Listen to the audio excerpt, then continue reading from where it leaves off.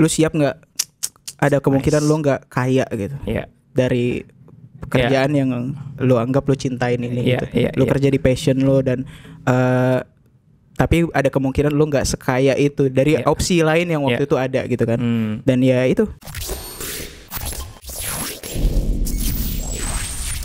Assalamualaikum warahmatullahi wabarakatuh. Balik lagi sama gue Imam Khairul Rozikin di channel Top Score TV. Kita nge-podcast lagi. Seperti biasa, gue podcast itu akan menghadirkan bintang tamu ternama di industri sports. Amin. Banyak Pak yang diundang kemarin di sini. Kemarin temen gue salah satu ada futsal series, Novel kemarin habis gue undang. Terus kemarin ada juga lapangbola.com kalau lo tahu di Bandung. Tahu. Terus juga kemarin temen gue tuh yang ngelatih di Inggris, kuliahnya di Oxford. Bukan cuman, pokoknya gue pengen bawa orang-orang yang dalam tanda kutip tuh smart di industri ini untuk tampil gitu. Nonton ada yang nggak ada itu urusan belakang. Amin. Yang penting kita sebar dulu message-nya. Siap. Gitu ya. Let's go. Nah, gue mengundang Ilham. Nama lengkap lu siapa? Ilham One Win Sanjaya. Ilham One Win. Sanjaya. Ada win-nya. Yes. Tapi tim kebanggaannya tulus. Ini kenapa tag podcastnya harus minggu ini ya? Harusnya minta reschedule aja ya. Nah, ya pas seperti yang lo lihat lah ya. Kemarin pas diundang baru nyadar, waduh. Minggunya ada MU Liverpool lagi. Ya udah tahu kan. Ya, gue juga bingung ya kenapa orang se-smart dia bisa suka sama tim gak jelas kayak gitu kan. Terjebak dalam lingkaran setan. Literally setan. Iya. Lu harus berdoa tuh kan. Ya Allah, jauhkanlah hamba dari setan dalam tanda kurung merah yang terkutuk gitu. Harus lebih spesifik lagi ya gitu ya. Nah, gue kenal Ilham ini udah lumayan lama dari sebelum lu kuliah ya di luar. Iya. Nah, Ilham ini jadi ceritanya baru lulus dari Columbia University. Yes. Jurusan Sports Management. Belajar apaan tuh, Pak? Belajar sports. Enggak, lu jawab kayak gitu gue bisa. Lu jawab ke penonton dong. Belajar apaan tuh? Kalau versi simpelnya ya, belajar biar produk olahraganya kejadian. Produk olahraga tuh bukan berarti sepatu ya? Yes. Jelasin apa aja bisa produk goods ya kan?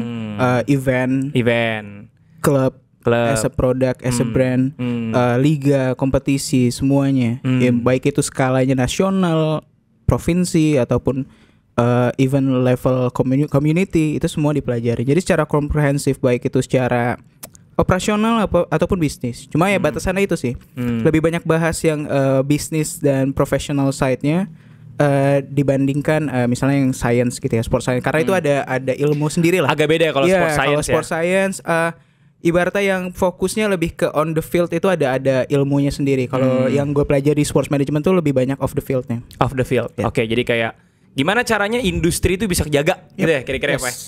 Ya kan gue juga sustain. Bisnisnya gimana cara bikin bisnisnya itu sukses. Betul. Top score gitu. Kalau futsal lu terus-terusan mau nonton futsal, lu mau beli produk yang mensponsori futsal. Kalau bola lu ngerasa nonton bola di stadion nyaman, lu ngerasa bahwa nonton bola itu seru, fan clubnya juga asik dan seterusnya. Betul. Jadi apapun sebenarnya secara komprehensif dipelajarin. Mau dari perspektif apa? Dari perspektif fans misalnya. Dari fansnya belum tahu ada pertandingan sampai dia pulang setelah pertandingan itu semuanya dipelajarin. Gimana fans itu tahu minggu depan ada pertandingan.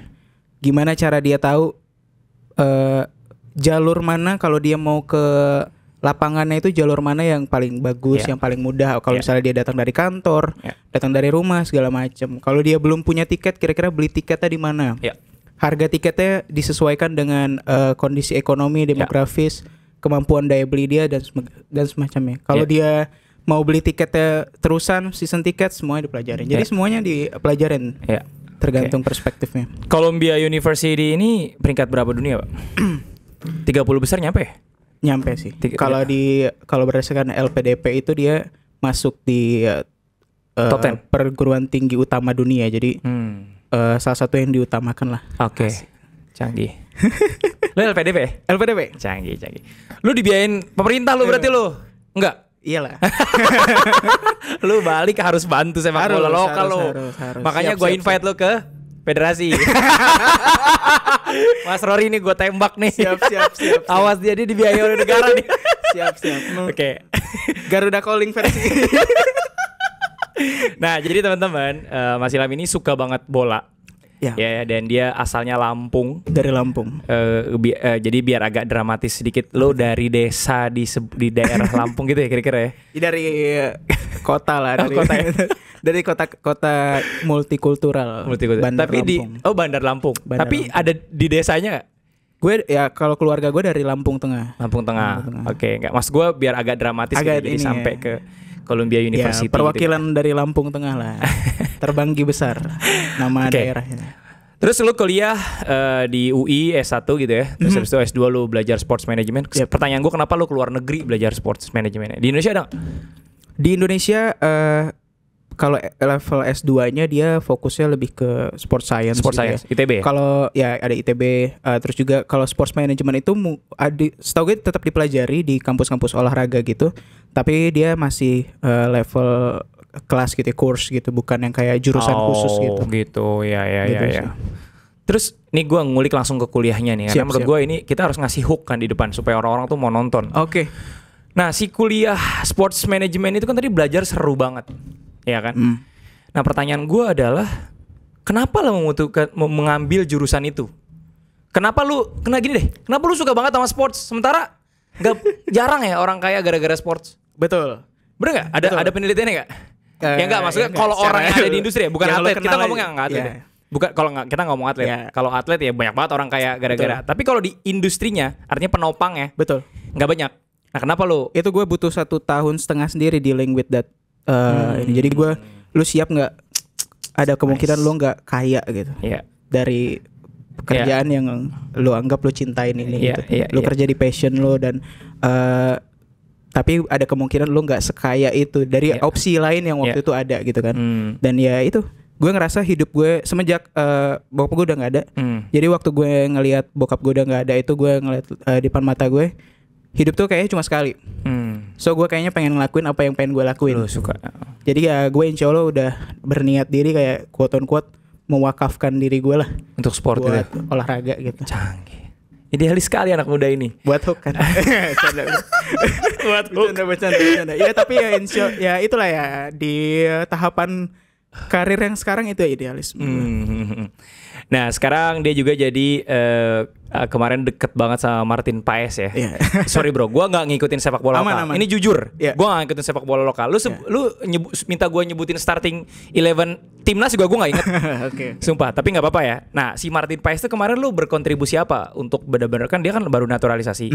Apa karena timnya juga lu jadi konsultannya sosial media katanya ya, atau gimana? Kalau iya justru awalnya atau bahkan porsi lebih besarnya gue lebih sebagai konsultan FC Dallas sih. FC Dallas. Udah beberapa bulan ke belakang lah. Dari patokannya dari Martin jadi punya citizenship Indonesia. Jadi dari situ FC Dallas mulai bikin campaign yang emang dia pengen jadi objektif utamanya waktu meeting itu adalah kita pengen jadi tim MLS-nya Indonesia. MLS-nya Indonesia. Ya, secara spesifik berarti dia pengen ngambil marketnya Indonesia. Ya. Karena memang dibandingkan major sports lainnya di US itu Amerika, yang belum terlalu menginternasionalisasikan diri itu adalah MLS. Jadi kalau NBA itu udah punya NBA Asia, NBA Indonesia juga udah ada, NFL juga udah mulai bergerak melebarkan pasarnya dan lain-lain. Sementara MLS ini kalau gue ngelihatnya pergerakannya masih by klub, belum terorganisir lah, belum kayak dibikin MLS mana segala macam gitu. Jadi memang fokus mereka masih mengembangkan di dalam Amerika Serikatnya dan North America lah. Segitu kurang lebih. Sekarang pertanyaan gue adalah, kan lu pas katakanlah lu ke kampus gitu ya, mulai mata kuliah pertama, terus lu mulai belajar. Aha momen apa yang pertama kali lu dapatkan? Oh gila, ternyata pantesan yang belum pernah gue kerjain tuh ini. Pertama kali yang lu inget, ternyata begini. Iya, gue masih inget. Apa tuh? Kalau nggak salah itu hari kedua gue kuliah. Ternyata Indonesia itu banyak nggak diketahui nama orang gitu. Oh iya, kalau gitu mah gue kemana-mana juga orang taunya Bali.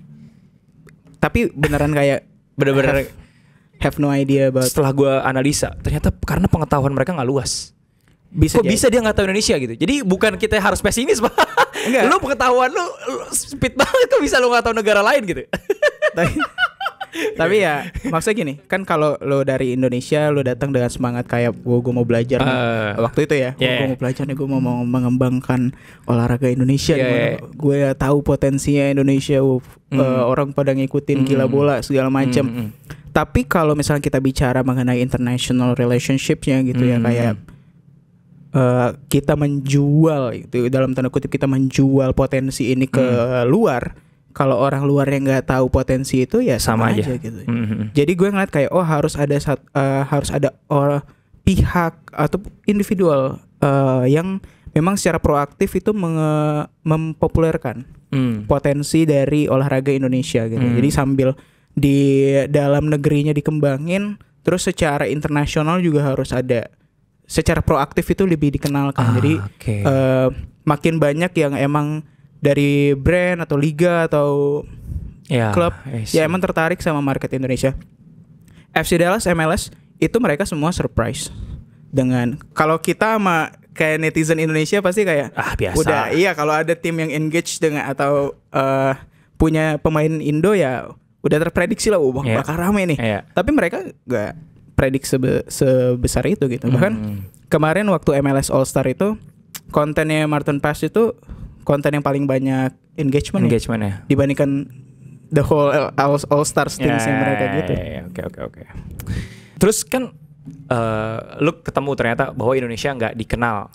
Dalam konteks apa nggak dikenal? Secara negaranya atau secara industrinya, atau mereka nggak tahu ternyata ada negara sebesar Indonesia yang sebegitu gilanya sama bola, atau gimana? Ya gitu. Itu exactly.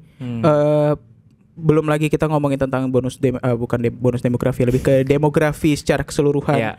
Kita punya potensi semua, dan kita punya potensi tapi mereka nggak tahu aja potensinya apa gitu. Lu ngomong ini sama dosennya atau sama kolega lu? Iya, dua-duanya. Karena itu yang ketika ada kesempatan, jadi gue belajar 2. Jadi gue selalu membiasakan diri belajar itu 2 di sana. Jadi gue belajar cara Amerika berpikir sama cara Indonesia berpikir. Jadi misalnya kalau kita pakai platform, segala mempelajari sesuatu, biasanya gue, kalau misalkan di Indonesia nggak ada budgetnya gimana ya? Kalau pakai Microsoft Excel doang gimana ya? Dan sama. Jadi kalau misalnya kita bicara tentang konteks US, Europe dan lain-lain, kalau misalnya ada kesempatan discuss di kelas ataupun di luar kelas sama dosen sama teman, kalau misalnya konteks Indonesia tuh atau Asia tuh seperti ini dan lain-lain, lalu ada sesuatu yang bisa didiskusikan kayak gitu. Kalau misalnya konteksnya seperti ini, jadi gitu sih kurang lebih. Dan di sana memang sangat-sangat open untuk mau lu dari mana ataupun lu bawa konteks olahraga apa, sangat-sangat open buat didiskus dan dikasih feedback atau dikasih saran gitu sih. Oke. Nah, terus setelah lo lagi belajar kan pas lagi lo belajar kan pasti lo membayangkan juga apa yang ada di negara lo gitu ya. Lo merasa ada titik cerah nggak? Selalu ada, tapi karir lo masih panjang di sport, jangan salah ngomong. ada tapi prosesnya panjang. Makanya jadi ada satu momen di kelas gue namanya sports leadership.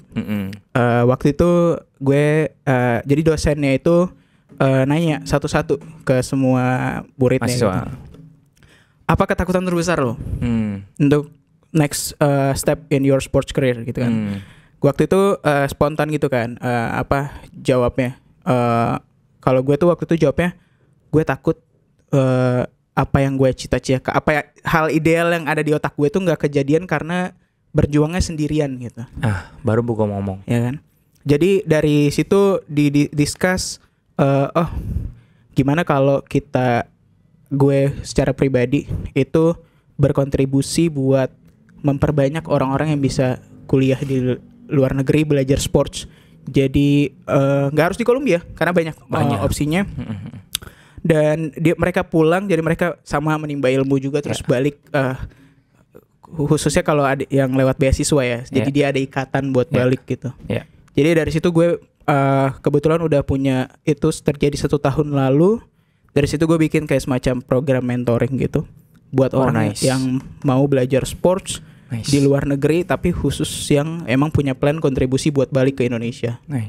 Jadi ya itu udah jalan 2 batch. Dan peminatnya lumayan banyak sih. Cuma karena gue SDM-nya terbatas, waktu dan tenaga. Lu doang. Iya, SDM lu doang. Jadi ya Mas, dan alhamdulillah dari situ udah ada beberapa yang dapat kampus buat belajar di luar negeri. Sports management di UK, di Swiss. Tinggal lagi nunggu beasiswanya aja.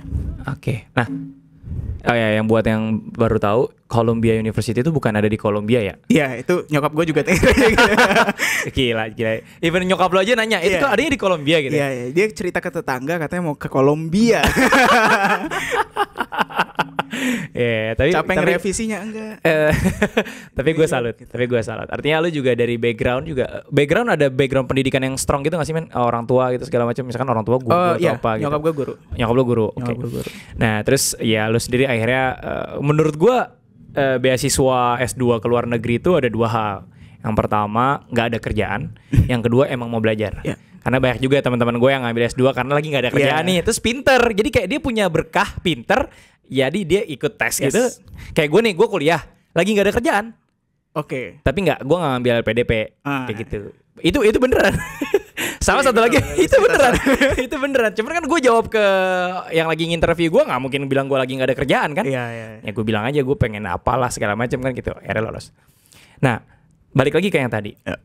Sports management kan berarti yang dipelajarin adalah whole package dari sports needs lah ya. Nah, apakah sebenarnya sports itu bisa mendorong perekonomian sebuah negara, Pak? Ada nggak contohnya? Atau sekarang gue tanya deh sederhananya, kenapa Brazil yang negaranya dalam tanda kutip carut marut, tapi kenapa sportsnya specifically mengenai football itu selalu berprestasi? Ada nggak? Ada studi kasus gitu nggak di kampus lo?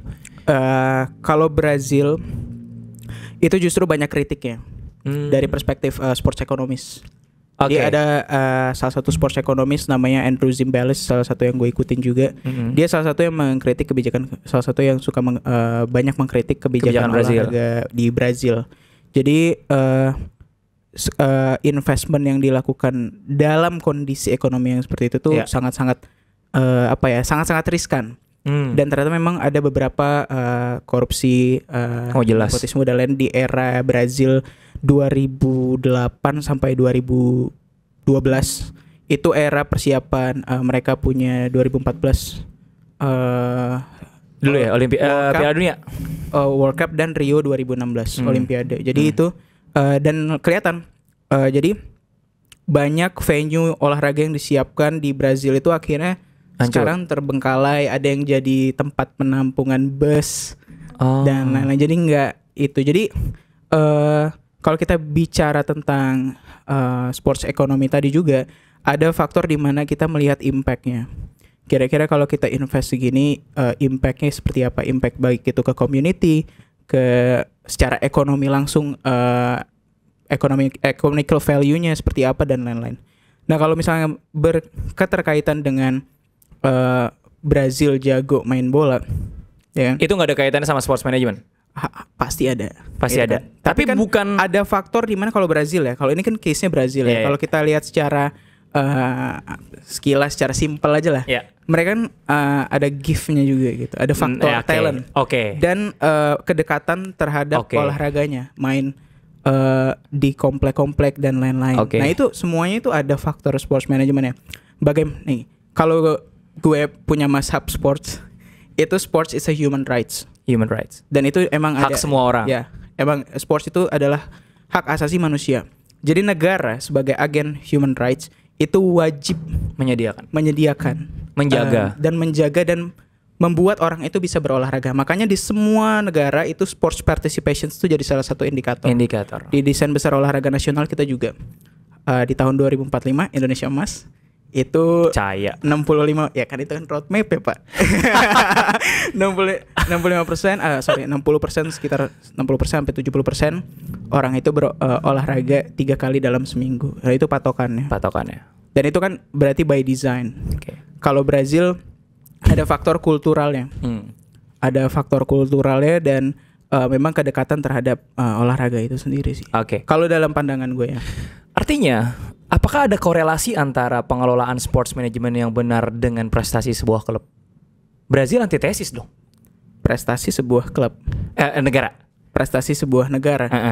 Apakah kalau korelasi ada korelasi? Tapi kan korelasi tidak sama dengan causations kan. Kelas. Peter jawaban lu. Ya, jadi jadi memang gini, justru itu uniknya belajar sports management dalam perspektif international sports. Tiap bahkan kalau mau dikerucutin ke dalam kondisi olahraga Indonesia itu level, makanya salah satu saran gue dalam membuat kebijakan gitu ya, jangan semata-mata top down, tapi harus melihat bagaimana di level kota, level RT RW desa, lalu naik ke provinsi, itu semua itu beda-beda. Itu gue belajar waktu gue di Ayo. Waktu kita main ke venue-venue olahraga, itu Tangerang geser ke Tangerang Selatan aja udah beda kok problemnya. Dan dari Jakarta, DKI Jakarta ke Jawa Barat udah beda. Waktu itu main sama Ortus ke Sumatera, ngelihat banyak beda problemnya. Beda-beda gitu. Jadi memang harus ada sinerginya antara yang dari atas kebijakan dari atas ke bawah. Kita punya roadmap, DB1 dan lain-lain. Gimana yang bawah ini menyesuaikan dengan problemnya. Problem masing-masing itu, tapi berjalannya seiringan lah. Gue punya premis bahwa emang jarang orang pintar di sports Indonesia. Sepakat gak sih? Gue gak punya data sih. Iya, oke, lo jawabnya gitu. Tapi gue based on empiris lah, historical lah, empiris lah. Lo pengalamannya lebih banyak lah untuk berkenalan kan dengan di ilmu yang gue pelajari sekarang, sekarang gue pelajari strategic management. Itu historical atau empirical, memang harus dibuktikan dalam bentuk data, tapi bisa menjadi sedikit landasan berpikir untuk proses dalam penentuan kebijakan. Nah, gue merasa sedikit banget orang yang smart. Dalam hal ini smart artinya dia melakukan sesuatu tidak berdasarkan intuisinya saja. Kan di strategic management itu rasionalitas ada bounded ratio sama non-bounded ratio. Jadi rasionalitas yang terstruktur sama tidak terstruktur. Nah, yang tidak terstruktur itu ya boleh rata-rata pakai intuition atau intuisi. Tapi kalau yang terstruktur tuh dia berpikirnya runut tuh. Historicalnya gimana, ini gimana, prosesnya gimana, evaluation gimana, balik lagi gitu kan. Nah, menurut hemat gue kayaknya dikit Pak orang yang pintar. Kayaknya itu mungkin ada sedikit banyak faktor di mana talent dengan kapabilitas seperti itu tidak tertarik dengan benefit package yang bisa ditawarkan dengan sports.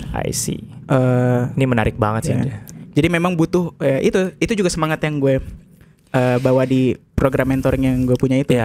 Karena agak sulit kalau lu nggak sama gilanya dengan orang yang ada di sekitar lu untuk kayak balik terus lu kerja di olahraga gitu. Jadi emang butuh kegila, quote on quote ya. Lu butuh emang gila gitu buat. Itu juga ya gue dari pertama kali mentoring udah gue kasih tahu hard truth-nya gitu. Lu mungkin aja nggak sekaya lu yang harusnya lu punya kalau lu balik ke olahraga atau switch career. Dan mereka rata-rata karena seleksi dia cinta aja. Seleksi alam. Rata-rata karena memang cinta ya. Dan apa motif lo? Lu karena cinta banget sama Indonesia atau cinta banget sama sports atau apa gitu? Itu tadi panggilan. Udah aja sih, kayak hidup cuma sekali, angka harapan hidup kan berapa sih di Indonesia gitu. Kayak yang pengen gue lakuin, gue bangun tidur gue tahu gue bisa kerja buat olahraga. Itu penting sih. Canggih. Gitu. Dan lu pun sebenarnya bukan orang yang jago-jago banget di salah satu olahraga kan. Ya kan? Ya badminton lu juga pasti, masa rata-rata orang umum aja gitu kan. Betul. Tapi kok lu bisa suka banget sama sports gitu. Artinya dari sini kita bisa ngelihat perspektif lain bahwa orang gak harus jago sports untuk suka sama sports. Gak harus. Kan gitu ya? Gak harus. Walaupun memang ada korelasinya. Kalau lu berpartisipasi di olahraga tertentu, most likely lu akan mengikuti olahraga tersebut, ya kan? Kalau lu mulai suka lari, lu kemarin mungkin pas Olimpik lu mulai ngikutin yang lari gitu. Iya. Kayak gue misalnya lagi suka tenis, gue akhirnya nonton Roger Federer main misal gitu. Itu highlightnya misalkan. Jadi itu investmentnya. Jadi investment di level community, di level partisipasi itu ada korelasinya dengan fandom. Fandom. Fandom tuh fans kingdom. Fan kingdom. Iya, gue baru tahu. Itu sebenarnya fandom. Nah, gue pengen ngejelasin terms kayak gitu ke banyak followers gitu, maksud gue gitu. Supaya dia nggak ngerti. Supaya dia ngerti. Nah, ini gue ceritain sedikit mengenai teori dari ada namanya Porter gitu ya. Dia bapak strategi di dunia. Dia bilang dia tuh punya gue lupa namanya ya, kayak dynamic apa gitu namanya. Jadi dia memasukkan 4 faktor dalam menjaga sebuah industri. Makanya nanti gue mungkin minta buku-buku dulu, siapa tahu gue bisa tesisnya tentang sport juga kan. Siap. Nah, salah satunya ada input, Pak. Ada input, ada demand. Ada input, ada demand, ada rivalry among firms. Jadi kayak perusahaan-perusahaan yang bersaing, ada demand, ada input, satu lagi gue lupa apa. Jadi even itu demand itu harus dijaga. Nah, salah satu contoh yang membuat demand itu harus dijaga, dikasih analogi oleh dosen gua. Misalkan lu beli pisang, pisangnya jelek, terus lu nawar. Misalnya, pisangnya bagus, terus lu nawar. Nah, terus kan itu normal di Indonesia. Tapi kata dosen gua, kalau kamu dikasih pisang bagus, kamu nawar, besok manusia tersebut akan merubah pisangnya jadi jelek supaya angka yang kamu tawar turun. Nah, itu membuktikan bahwa kita tuh harus menjaga industri sebegitu detailnya. Termasuk misalkan tiket nonton bola misalkan. Kenapa harus ngikutin demand? Apa nggak bisa demand ngikutin standar? Kan gitu. Nah, selama ini kan kita tuh ya juga terms kita PR-nya juga menyampaikannya juga salah. Terus juga mungkin bentuk nyata konkretnya bahwa ketika harganya 100.000 itu stadion lebih bagus juga nggak kelihatan duitnya kemana emang ya. Ada aja lah yang kayak gitu-gitunya. Nah, balik lagi ke yang Indonesia. In case nih sekarang tiba-tiba lu dikasih jabatan langsung jadi orang nomor 1 yang ngurusin sepak bola atau industri olahraga di Indonesia deh. Kata jadi Menpora misalkan. Siapa tahu kan bro, nggak tahu kita kan. Apa yang pertama kali lu beresin berdasarkan pengetahuan lu? Pertama kali quick wins ya. Quick wins. Mas Rory banget. Gue udah berkali-kali gue di 4 minggu ini nih mendengar kata quick wins. Kalau gue ngelihat ya, problem olahraga nggak cuma di Indonesia sih, dimanapun tuh kan kompleks. Tapi kalau gue berdasarkan pertanyaan tadi, gue lebih percaya bahwa membenahi SDM-nya sih. SDM? Ya, karena kalau lu merubah sistem, di Indonesia ya, merubah sistem, merubah peraturan perundang-undangan itu bisa, tapi long term. Tapi kalau lu bisa evaluasi dan kasih set semacam indikator dan attract SDM yang lebih naik level dari yang sekarang, that's a quick win menurut gue. Di part mana yang lu pengen beresin duluan? SDM ini kan konteksnya luas, sumber daya manusia. Konteksnya luas. Gue presiden lu ganti. Emang udah mau turun kan, udah ganti. Kan transisi. Ya, tapi kan dia pengennya terus-terusan. Transisi pemerintah. Lanjut. Gak ganti sih. Mungkin diksinya diperbaiki ya. Baik itu diganti atau dikasihkan pelatihan. Iya, saya di part mana? Lu di atlet kah atau di manajerial kah atau di mana? Yang bergerak di level provinsi. Oh, I see. Itu grassroots banget, men. Dan lu harus dealing with a lot of problems. Exactly. Makanya lu nanya kan? Iya, itu gila, men. Itu makanya, gila. Ya nyuntik di tempat yang sakitnya gitu. Itu gila sih. Tapi ya itu that's the craziness. Iya. Cuma kalau misalnya problem, semua level pasti ada problem dan lain-lain. Makanya nggak bisa kalau sendirian. Iya, gue tuh orang-orang gila lain yang gue sepakat. Ya gue di sini, lu di sana, betul. Lu di situ, betul. Bareng-bareng gitu. Betul. Kayak yang dilakukan oleh Mike di Federasi Futsal ya. Gue mention sedikit mengenai Federasi Futsal. Jadi si Mike kan pertama kali dia jadi ketua harian, kan ngajak teman-teman yang sevisi sama dia, yang dia tahu bahwa nggak ada hidden agenda, yang tahu juga bahwa nih orang ini murni, nggak ada pengen nyari duit, nggak ada motif apa-apa. Salah satunya gue yang diajak, kan gitu. Nah dari situ menurut gue benar bahwa kita tuh harus berkoloni, merubah sesuatu tuh kita harus berkoloni. Orang jahat aja nggak ada yang sendirian lo jahat. Orang kalau sendirian jahat ketangkep. Orang kalau jahat harus bergelombol. Kenapa nggak orang baik bergelombol? Kan maksud gue gitu. Betul. Nah makanya itulah kenapa gue pengen tuh di podcast Top Score nih yang datang tuh orang-orang yang supaya bisa menggugah para followers tuh, ayo minimal sekolah deh, ngupgrade diri deh. Nggak harus sekolah sih men, baca artikel baru, mempelajari hal baru gitu kan. Itu juga ya waktu itu era berapa ya, 2013, 2014 lah. Itu awal mula gue ketemu website yang kayak Pandit, kalau di lokal Pandit Football.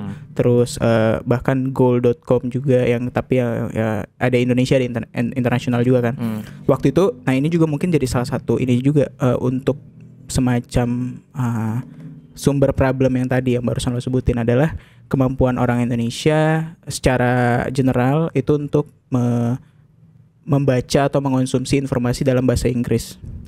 Oke. Karena itu yang gue alamin sendiri. Once gue dulu sebelum era itu gue ngerasa gue nggak perlu belajar bahasa Inggris soalnya. True story. Tapi setelah itu pas gue gak ngerti bacaan apa di Google itu gue baca artikel-artikel olahraga segala macam, gue mulai self learning belajar bahasa Inggris dan ya udah kebuka semua artikel. Kalau mau belajar jurnal, artikel segala macam itu kan pasti dalam bahasa Inggris kan. Mau nggak mau ya lo harus upgrade kemampuan berbahasanya juga gitu dan lain-lain. Sama kayak waktu belajar di US, banyak juga kalau di US konteksnya banyak juga yang bahasa atau artikel ataupun kontennya itu dalam bahasa Spanyol. Buset. Iya, karena kan bahasa kedua di US kan. Spanyol? Ya. Oh, baru tahu gua. Jadi komunitas Hispaniknya kan lumayan besar banyak juga. Ya? Jadi terus gimana lu cara translate-nya? Bergaul sama teman gue yang famos gitu ya. Gue tahu famos doang. Bergaul sama teman gue yang memang bisa bahasa Spanyol juga. Okay. Jadi dia translatein gitu ya, dia sesuatu yang ya, dan gue buka-buka Duolingo juga mulai belajar yang at least yang basic-basic yang kalau ada di olahraga, kalau misalnya MLS ataupun liga-liga luar bikin konten yang dalam bahasa Spanyol tuh at least gue bisa meraba-raba dikit lah gitu. Jadi itu ningkatin lu keponya di mana, terus kira-kira kebutuhan buat mengatasi keponya itu di mana, itu yang lu atasi dulu. Sekarang pertanyaannya agak teknis sedikit. Apa yang menjadi faktor paling utama sebuah sports di sebuah negara tuh maju? Tergantung definisi majunya. Oke, maju tuh berarti everybody happy, everyone happy. Yang ada di situ menang semua. Ada nggak sih negara yang kayak gitu? US ya? US itu lu nggak boleh bisa menang sendirian. Oke. Even lu kalah, lu menang. Oke. Jadi jelasin Pak. Rivalitasnya itu harus sama. Ini US nih sepak bola, basket, semuanya. Semua. Dan itu emang ada andil sports law-nya juga di situ. Oke. Karena lu tidak diizinkan untuk bisa memonopoli suatu hal. Jadi salah satu tulisan dosen gue Scott Rosner, sistem olahraga di US itu cukup sosialis untuk negara yang sangat kapitalis. Anjir, itu kelas banget sih buat dibaca. Bagi dong judul. Boleh. Itu ini apa? Sports business ininya, handbooknya yang dia tulis. Okay. Jadi untuk bisa membesarkan pie industrinya, lu nggak bisa menggedein ini sendiri gitu. Lu harus bikin tim lain itu jago juga di saat yang bersamaan supaya pie-nya makin gede. Yang misalnya kita contoh kayak NBA gitu ya. Karena kan nggak semua tim itu ada di big market. New York, LA. Ada tim yang bermain di negara-negara stage yang kecil. Ekonominya nggak bisa lah beli tiket dengan pricing point seperti New York gitu. Atau LA. Nah itu dipikirin. Gimana caranya secara media rights, pembagiannya seperti apa, gaji salary cap-nya seperti apa supaya bisnisnya sustain, yang kecil nggak ketinggalan banyak, yang gede nggak terlalu kaya gitu. Tapi semuanya happy. Jadi ownernya harus happy, investornya harus. Sementara kita di sepak bola kita gimana tuh Pak, owner Pak? Sedikit doang kayaknya yang happy ya Pak ya? Mungkin. Ya kalau yang gue nggak mau masukkan lu ke jurang, tapi kayaknya data sih yang bilang bahwa yang mengatakan bahwa kayaknya sedikit yang happy Pak. Artinya nggak profitable. Most likely ya. Kayaknya cuma beberapa ya yang misalnya. Dan itu juga ya maksudnya kalau kita bicara lagi gue belajar di US ya, jadi banyak case-nya US. Misalnya baseball, NFL, American football, itu kan olahraga yang udah puluhan tahun industrinya. Jadi bahkan di awal pun mereka juga struggling untuk jual. Dia punya produk olahraganya, tapi siapa yang mau nyiarin? Kalau mau nyiarin disiarin radio, TV lokal, mau nggak bayar?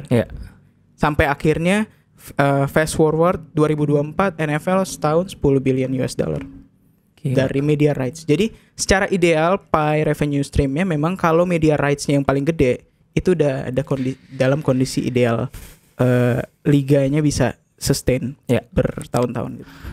bagaimana si negara tersebut bisa mengkondisikan orang-orang yang di dalamnya untuk satu, sabar. Yang kedua, sepakat bahwa kita tuh harus begini. Apakah karena negara, bahkan mereka negara kapitalis sekali gitu kan? Ya.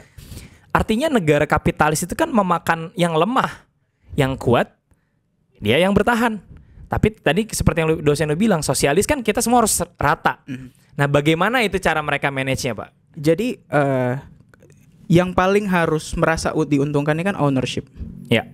Dari dan dia masing-masing ownership ini punya perwakilan di level liganya.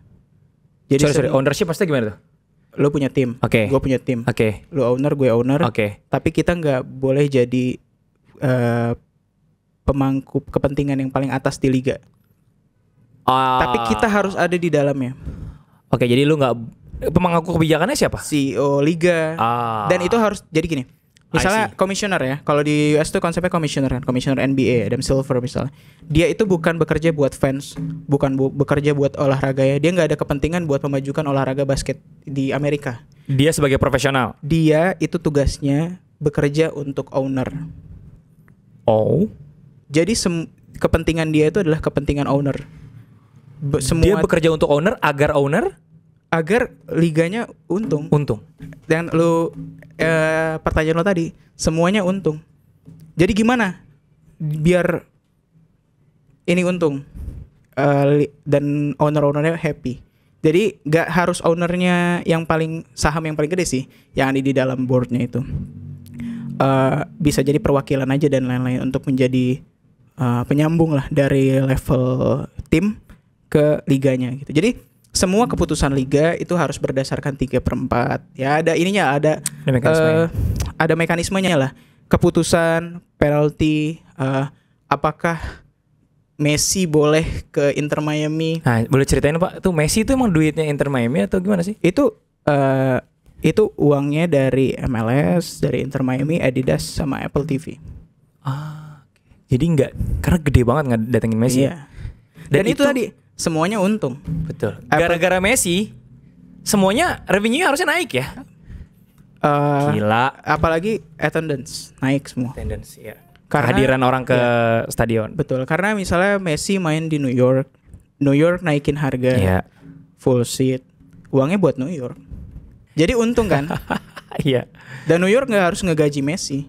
Berarti harusnya tapi kemarin dapat keuntungannya gitu. Berarti kemarin harusnya siapa? Ricardinho ke Pendekar harusnya federasi bantuin bayarin itu yang harus tapi harus disepakati. Iya sih, benar sih. Seluruh liga. Jadi maksudnya gini, kalau Ricardinho kan case unik ya di dalam olahraga futsal. Dia kan GOAT-nya lah dalam ekosistem futsal dunia gitu. Dunia. Makanya ketika kehadiran dia memang itu salah satu momentum memajukan potensi futsal Indonesia banget sih. Dari level anak-anak kecil main komunitas sampai level profesional ya, jadi langsung bisa main lawan atau main bareng si Ricardinho.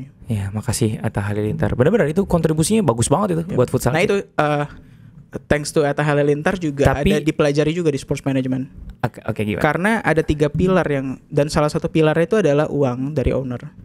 Jadi kalau owner yang nggak spend nggak bisa majuin industrinya juga. Jadi part of ownership tadi. Jadi gini, kalau misalkan di secara ideal ya, yang gue pelajari di Amerika, lu punya duit itu belum tentu lu bisa beli tim ya. Harus ada approval dari owner yang lainnya. Dan harus ada financial checkingnya. Bukan cuma misalnya let's say sekian triliun misalnya, kalau lo mau beli doang. Dia punya secara financial, dia sanggup, dia punya bisnis ini. Duitnya ada. Tapi kira-kira dia bisa spend nggak di situ? Iya. Jangan cuma beli doang, nggak dia urus gitu kan? Itu yang benar-benar diperhatikan. Dan bahkan ada misalnya ada yang mau beli terus mau dipindahin ke tempat lain gitu. Itu common kok, praktisnya common. Tapi kira-kira lu mau pindahin ke situ, demand-nya ada nggak?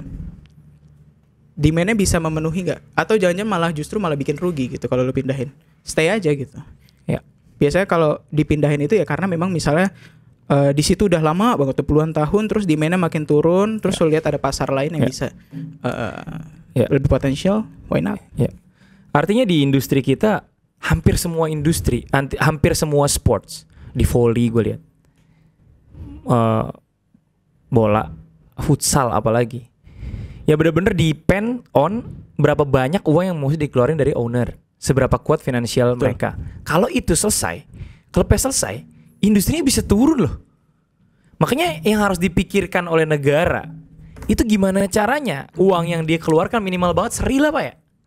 Minimal banget seri lah, minimal banget gitu. Jadi kayak jalan gitu industrinya, bener gak sih? Ya ini bisa dicari tahu lebih lanjut ke orang yang lebih expert di tentang perpajakan dan perfinansialan. Tapi memang ada certain case di mana salah satu benefit kalau lu punya tim olahraga, misalnya lu jadi ownership di suatu olahraga, itu adalah tax deductions. Wow. Jadi when you spend something, karena kan sports team itu kan non-profit organizations dan liganya juga non-profit organizations dianggapnya di Amerika. Jadi when you spend something, bisa jadi spending lo itu tax deductions. Mengurangi pajak yang harus dibayar. Karena kan kalau udah level owner suatu tim olahraga, pasti dia pajaknya juga gede dan lain-lain. Jadi itu yang di Jepang juga kayak gitu. Jadi yang lagi gue pelajari adalah Jepang itu kan dia APBN olahraganya itu 0,03% doang dari keseluruhan negara. APBN. Jadi salah satu cara dia untuk attract private itu juga salah satu adalah tax deductions dari private sector, baik itu secara organisasi ataupun secara individual. Kita olahraga APBN berapa sih? Kementerian Pemuda dan Olahraga ya? Iya. Paling rendah kok. 2, paling rendah kok. Sampai 3,0. Iya, paling rendah kok seingat gue. Kalau nggak salah 0,1%. Tapi negara-negara lain dari APBN berapa mereka rata-rata? Bervariasi sih Pak. Variasi ya. Kayak misalnya kalau Singapura tuh kalau nggak salah di angka 4%. Jadi tergantung political will juga, tergantung kebutuhan juga. Inilah alasan kenapa lu ngerasa bahwa lu nggak bisa sendiri. Betul. Terus roadmap lu gimana? Lu orang-orang ini akan lu taruh di sini, lu akan begini? Enggak sampai segitunya sih. Itu tapi pas mentoring gue selalu menyisipkan pesan-pesan lah untuk kayak kalau lu balik, kalau bisa lu berkontribusi sesuai dengan apa yang lu cita-citakan sebelumnya gitu. Karena godaan buat stay di luar negeri itu ada gitu. Ada ya Pak? Ada banget. Jadi ceritain dong. Ya misalnya nyaman gitu ya. Nyaman dan nyaman. Gua tuh sih. Emang US nyaman Pak? Buat beberapa orang nyaman ya. Uangnya nyaman. Misalnya gaji magang deh gitu. Kalau misal doang nih gaji magang 1 bulan di US tuh mungkin bisa menghidupi lo di Indonesia 10 bulan kan. Gila ya, hidupnya standar hidup mana dulu nih? Iya, tapi maksudnya standar hidup Sragen mungkin dulu. Beda-beda nih Pak. Enggak, tapi itu kan financial decisions buat orang yang kaya. Lu mungkin gak aware, tapi once it's happened, lu jadi aware kayak ada ya ini. Belum lagi gini, bukan semacam godaan ya, tapi ketertarikan dari pihak luar untuk punya talent lu. I see. Lu stay aja dong di sini. Iya. Gue bisa kok provide sponsor. Segala macam. Biar visa kerja lu dan lain-lain. Kita butuh lu. Belum lagi sekarang udah harus di diverse timnya. Dia ada kebijakan gitu juga. Ada kebijakan benar. Misalnya pengetahuan lo di bidang ini, di market ini itu dibutuhkan segala macam. Terutama perempuan kayaknya mereka tuh lagi banyak nyari. Karena gini, ya gue di kampus juga belajar tentang industrinya tuh US, patokan FEBU itu US. Jadi semua bukunya US. Jadi sangat kapitalis gitu. Termasuk persaingan apa segala macam yang gue pelajarin, teori-teori kapitalis itu pun teorinya US gitu. Jadi seru banget gitu. Nah, gue tuh tertarik untuk baru di kemarin dosen gue bilang, kamu kan suka olahraga, kenapa kamu nggak tertarik untuk meneliti secara strategik kenapa timnas Indonesia yang inputnya ada 270 juta orang tapi nggak menghasilkan output apa-apa, Mam? Dalam hati gue, benar juga ya, gue kan tinggal gini doang ngubungin siapa buat riset begini, customer riset begini, atlet riset begini gitu. Iya juga kan, riset S2 kan kalau kita pakai kuantitatif kan gampang. Nah, balik lagi ke lu nih. Nah, terus Pak, apa step pertama yang lo lakukan setelah lo balik dari sana Pak, yang bener-bener kayaknya gue harus ngeberesin ini dulu nih? Atau seberapa kuat kira-kira Pak lu bertarung sendirian? Karena gue yakin kalau ilmu yang lo pelajarin, yang lo tadi omongin, itu relatif udah pernah kita baca-baca di artikel. Itu common sense ya menurut gue. Jadi kayak, tapi kan in detail lo pasti nggak ceritain ke gue kayak step by step semua segala macam. Yang mana lo harus dapetin posisi yang strategis. Betul. Untuk menjalankan ilmu tersebut. Betul. Kalau lo mulai dari kroco lagi di bawah, misalkan gitu, yang teknis apa segala macam, agak sulit. Nah, apa yang apakah udah ada tawaran atau mungkin jangan-jangan, iya, apa gimana, boleh tahu nggak? Ya lah, lagi in conversations lah untuk punya posisi yang bisa memberikan impact lebih banyak gitu. Jadi orang yang menginterview gue juga nanya, di fase ini lo mau ngapain? Ya gue bilang di fase ini gue pengen punya impact. Nice. Jadi gue nggak, ya tadi kerjaannya kalau bisa jangan entry level lagi, next level, tapi gue bekerja tapi ada impactnya juga. Betul. Impact ke community, impact ke sportsnya secara, dan impact buat Indonesianya. Jadi ya itu tadi, gue juga mencoba untuk bisa dapet ke depannya, dapat posisi yang emang bisa ngasih impact. Baik itu secara kebijakan atau yang emangnya hasil produk dari yang gue lakukan itu sih. Orang kayak lu nih nggak tertarik sama value oke, tapi itu nggak utama. Uang ya, value itu ya? Nggak utama. Gue ya nggak utama. Yang tertarik penting, iya, tapi nggak utama. Yang penting bisa hidup sih. Iya. Dan yang lu pikirin adalah impact, kelihatan gitu. Jadi kalau misalkan tiba-tiba perusahaan X yang nggak ada sangkut pautnya sama sepak bola atau apa sama sports gitu ya, ngegaji lu gede, lu bisa jadi masukin list keberapa deh. Iya. Tapi kalau yang posisi gaji kecil nggak gede-gede banget, tapi impact yang lu bisa kasih besar, itu bisa jadi ini lo. Ya itu yang gue bawa dalam doa lah. Semoga bisa dapet posisi yang seperti itu. Gue doain men. Dan gue harapkan semoga lu bisa mendapatkan partner yang tepat, baik itu nanti ataupun sekarang, minimal orang yang ngerti sports management. Dan mudah-mudahan lu tuh sabar gitu. Karena gini, kita ya gue baru beberapa bulan ini lah yang punya landasan teori itu berpikirnya udah beda sama orang yang gak punya landasan teori. Tapi kita harus mencari jalan tengah untuk bisa merasionalisasi teori yang kita ketahui dengan orang yang tidak mengetahui teori. Nah, rasionalisasi itu butuh skill ngomong. Betul. Butuh skill people, benar, people skills. Jadi gimana cara kita ngasih taunya pelan-pelan. Gimana caranya kita nggak usah ngasih tahu dia karena dia tuh sebenarnya memang ya udah lu nggak usah dikasih tahu lah, emang lu nggak ngerti, berarti gitu. Itu pun kan people skills. Nah itu yang menurut gue harus lu doain mudah-mudahan. Gue 2 bulan lalu gue ngobrol dengan salah seorang petinggi di olahraga Indonesia lah. Gue minta saran dia apa yang harus gue pelajari. Selain gue udah belajar di kelas, lu pengalaman jauh lebih banyak dari gue. Apa ya? Dan pelajari. Salah satu yang disebut itu adalah people skills, dealing with the sports industry di Indonesia. Lu ngerti cara ngerjainnya, tapi kalau orang lain nggak sesuai, how you deal with that. Gimana cara lu secara politik mengarahkan ke yang sesuai, dan itu butuh jam terbang satu, yang butuh pembelajaran juga. Bener. Dan minimal banget Pak, tapi secara legitimate lu tuh udah dikenal lulusan luar negeri. Itu people skill Pak. Jadi orang kan kita tuh gitu. Ya, orang tuh kan menilai manusia lain dari apa yang dia sudah lakukan, dia itu siapa. Ya itu kan duniawi emang begitu ya. Kan kalau Allah kan menilainya dari ketakwaan. Kan orang enggak tahu level takwa, kan tahu dia doang. Tapi kan kalau manusia menilai ini orang karyanya apa. Nah, minimal banget itu. Karena strata lo jadi agak tinggi dikit kalau ngomong sama orang, oh ini lulusan ini sekarang. Amin.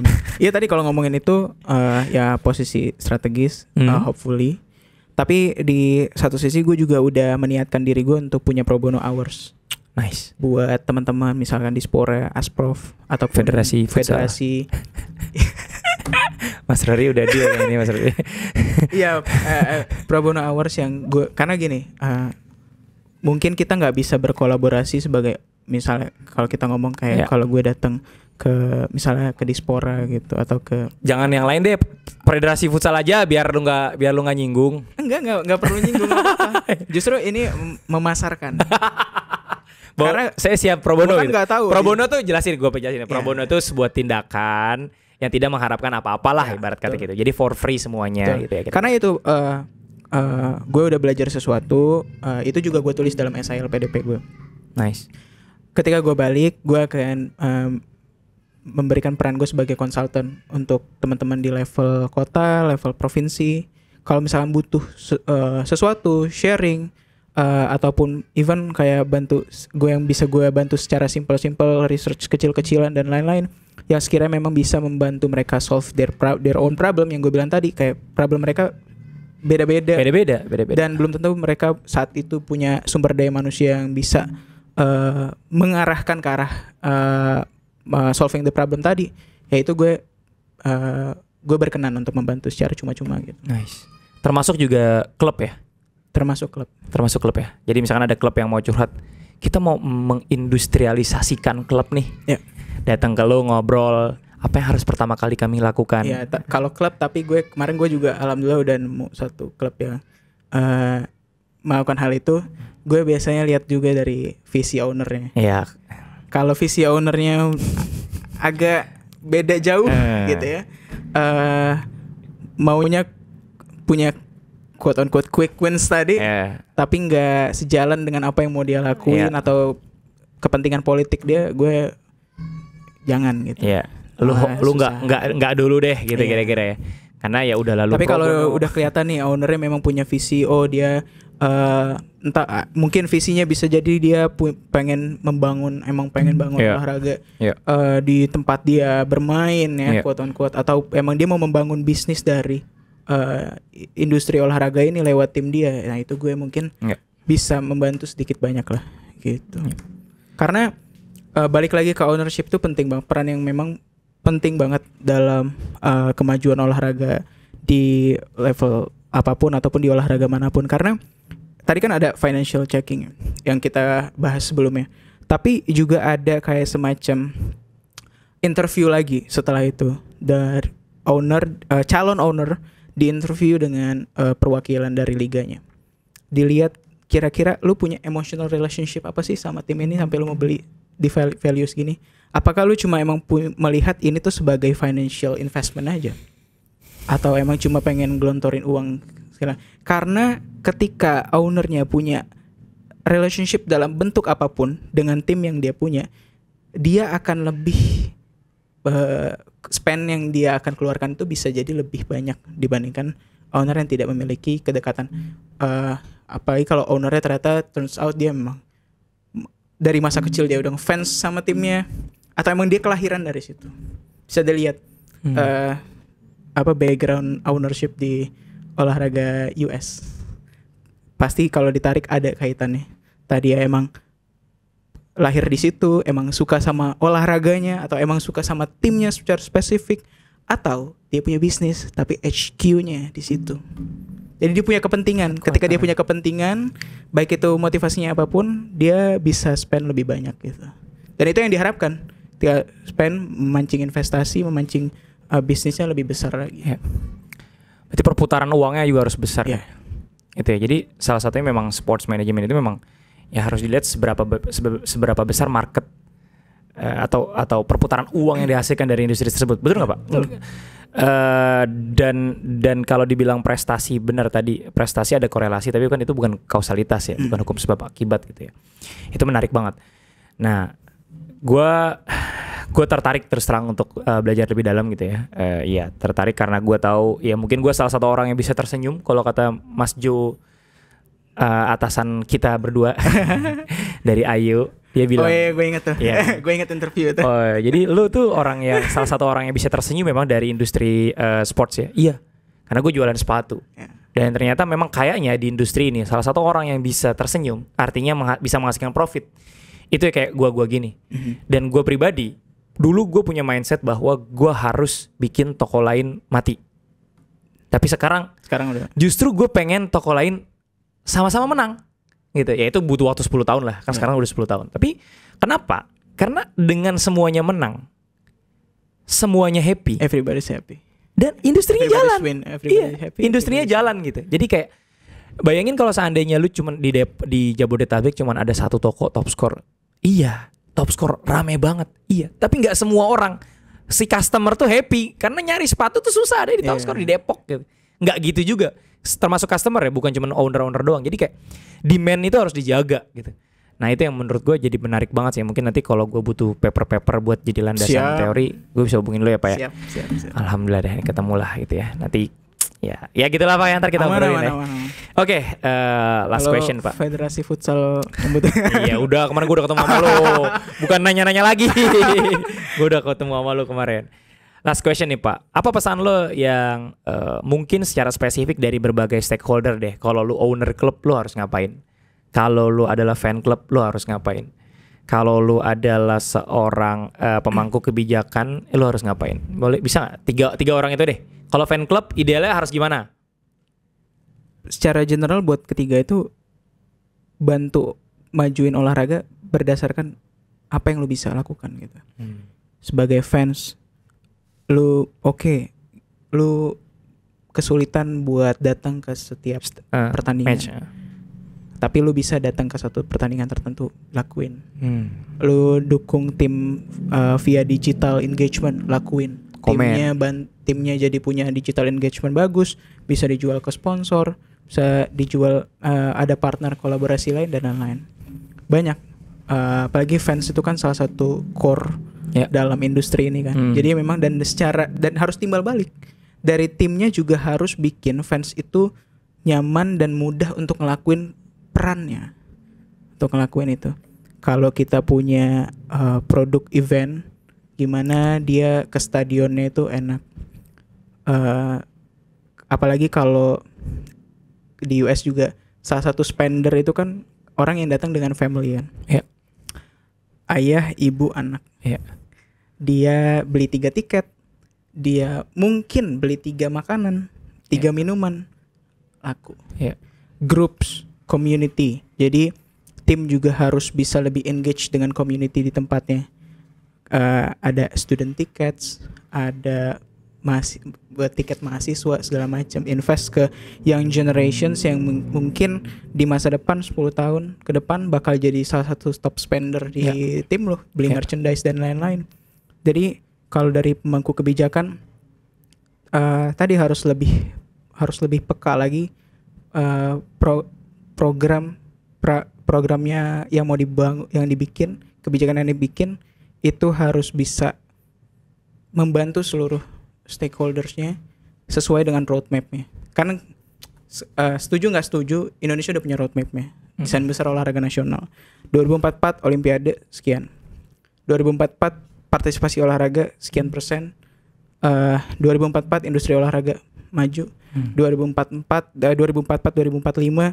ya olahraga di akademik seperti apa segala macam. Nah, semua pihak even yang nggak disebut secara langsung di dalam roadmap itu tapi punya kepentingan.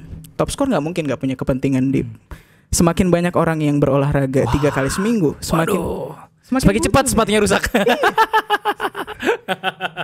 Semakin sering deh. Itu kan yang ada kaitannya kan berarti. Kalau misalkan dia fandomnya makin meningkat, ada kemungkinan dia akan cari toko yang bisa beli. Betul. Segala macam. Jadi semuanya itu di nyebutnya di chart organisasi sports management ini tuh semuanya tuh saling terkait. Itu gue waktu kuliah Business of Professional Sports League nama kuliahnya. Hari pertama kita diminta nyebut aja siapa stakeholder di olahraga. Sama dosennya dibikin kayak kotak-kotak gitu pakai papan tulis gitu. Event security stadion segala macam. Pokoknya serandom ya. Orang yang jualan kopi di stadion segala macam, dan pelan-pelan dia ngasih tahu apa keterkaitannya. Nah, keterkaitan ini yang harus disadari sama semua stakeholders. Ketika lu majuin sesuatu, kalau bahasa lu bikin senyum sesuatu di sini, mungkin aja akan ada keterkaitan di sini. Kayak misalnya tim punya venue, dikelolanya sama Pemda gitu-gitu. Gimana cara lu berkolaborasi semua majuin sama-sama? Oh, nanti dari pajaknya seperti ini, Pak. Oh, kalau kita kelola, misalnya kita beli pengelolaannya 25 tahun, kita bisa kelola ini seperti ini. Kira-kira pemasukan untuk daerah ini per tahun seperti ini, atau bisa jadi by transactions. Kira-kira kalau misalkan dalam satu event penghasilan segini, sekian persen royaltinya kasih lah ya gitu. Bank juga. Oh, ternyata butuh pinjaman bank, funding dan lain-lain. Jadi semuanya saling berkaitan. Sekarang udah ada sports and technology juga segala macam. Udah Semuanya ini bisa ditarik gitu. Sampai ujungnya ke pembeli top score nanti. Nah, gue di industri hilir. Gitu. Jadi semua saling terkait, dan ketika lo sadar, even sebagai pengamat sepak bola atau cuma nonton sepak bola, even lo nggak pernah datang ke stadionnya for whatever reasons gitu, nggak apa-apa. Tapi pasti dengan lo mengonsumsi olahraganya aja, lo mungkin membantu suatu pihak stakeholder itu. Oh ternyata gue memajukan media olahraganya. Jadi medianya bisa punya digital engagement yang bagus. Sekarang dia lagi transisi digital transformations dari paper ke elektronik ke digital. Jadi makin ramai gitu segala macam. Nonton konten di YouTube sekarang kan udah makin ramai gitu. Itu sih kurang lebih. Dan ya kalau gue lihat jadi masa depannya sebenarnya baru kita mulai ya. Karena memang banyaklah orang-orang yang memanfaatkan, dan mungkin itu jadi penyebab kenapa kita nggak maju. Tapi kalau menurut gua, as long as kita sungguh-sungguh dan benar orang-orang yang paham dan tahu bahwa kita tuh iklimnya kolaborasi. Jadi kita itu opponents, bukan enemy. Jadi antara satu klub itu opponent, bukan enemy. Jadi kita tuh lawan tanding aja, bukan musuh gitu, ngerti gak sih? Nah kayak gue sama tokoh-tokoh lain misalkan, kita lawan tanding aja, tapi bukan musuh, bukan mematikan satu sama lain. Jadi udah gitu. Jadi ya udah kita sama-sama memajukan gitu. Malah bisa dibikin ini satu conference atau satu event bareng. Udah pernah belum sih? Antara sama toko. Iya. Gue bikin grupnya. Gue bikin grupnya PSSI namanya, Penjual Sepatu Sport Indonesia. Gue bikin karena mindset gue kolaboratif. Gue mindset gue dari dulu ya, mungkin udah 3 tahun terakhir lah. Maksud gue kolaboratif, bahwa apa yang kita lakukan hari ini untuk masa depan. Betul. Kalau mereka banting-bantingan harga, murah-murahan harga, gue coba pengaruhin bahwa ini net profit lu tuh segini. Gue sampai keluarin Excel, gue jelasin begini, potongan ini kira-kira begini. Ya sama Pak, pendekatan datanya kayak lu sama lah mungkin dikit-dikit ya. Cuman gue nggak teoritis aja gitu kan. Tapi ya dari situ sedikit banyak kita jadi sering koordinasi apa segala macam. Meskipun nggak sampai sejauh sampai bikin kebijakan apa. Itu menurut gue long way to go lah, santai aja. Betul, maksudnya even lu cuma bekerja, misalnya bukan cuma ya, tapi misalkan posisi lu spesifik lah di misalnya tim. Lu handle digital, social media, bisa kolaborasi juga dengan tim-tim lain. Betul. Bikin campaign bareng yuk. Kebetulan kan next week kita main nih segala macam. Ada nggak yang bisa kira-kira boost? Karena kalau ya itu yang salah satu yang gue pelajari di US juga. Maksudnya kayak tim BI, business intelligence-nya tim-tim olahraga nggak cuma itu ada dosen gue juga yang dia bikin kayak semacam Zoom tiap Senin awal bulan kalau nggak salah. Itu dia invite semua orang yang kerja di olahraga yang posisinya BI, business intelligence, data dan lain-lain. Siapapun bisa sharing. Tim gue kemarin abis bikin ini approach datanya seperti ini segala macam. Jadi tuh tujuannya emang itu tadi, supaya makin advance, makin berkembang, baik itu datanya digunakan untuk yang on the field ataupun yang off the field gitu. Baik, even US juga dia transisi, yang awalnya use case-nya lebih banyak di on the field dulu kan, penggunaan pendekatan datanya, larinya berapa, stamina segala macam dan lain-lain, sampai mulai sekarang ke bisnis, valuasi sponsor kalau muncul, kalau timnas main ada logo Mandiri segala macam berapa detik, itu harus tahu valuasinya, dia muncul berapa detik, ukurannya berapa segala macam. Itu menarik, menggunakan pendekatan datanya. Jadi pas datang ke sponsor juga udah nih numbersnya. Menarik. Gua doakan mudah-mudahan Ilham One Win bisa makin maju. Amin. Dan tapi untuk urusan lu maju, tapi klub kesayangan lu gue doain benar-benar makin mundur. Gak apa-apa lah. Gue suka statementnya Coach Justin.